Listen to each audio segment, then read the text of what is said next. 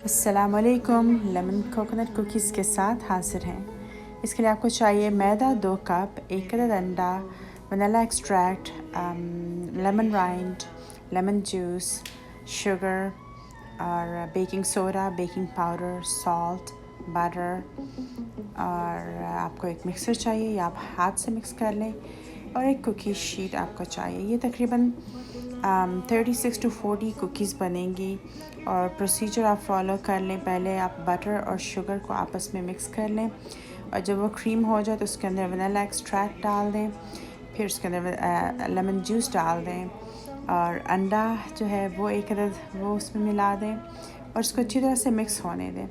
जब ये अच्छी तरह मिक्स हो जाएगा तो इसके अंदर हम मैदा डालेंगे। मैदे के अंदर पहले सारे ड्राई इंग्रेडिएंट्स मिला लें, बेकिंग सोडा, बेकिंग पाउडर और सॉल्ट।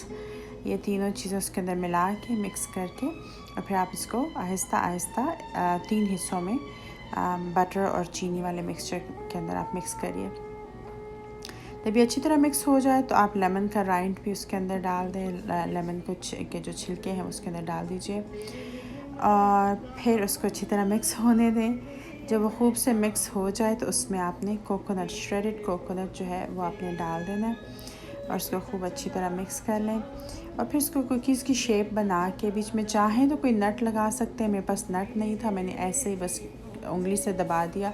नट ना भी लगाएं तो भी ठीक है, अंडे की जर्दी लगा दें या कुछ भी मत लगाएं और इसको आप बेक कर लें और 350 डिग्री पे इसको बेक करना है तकरीबन 12 मिनट के लिए या 15 मिनट के लिए। तो आपकी बहुत मज़ेदार कुकीज़ तैयार हैं और ग्रीन टी के साथ या मिल्क के साथ या ब्लैक टी के साथ आप ये लें और आपकी शाम की चाय बहुत मज़ेदार हो जाएगी इन कुकीज़ के साथ। Everyone's going to love them.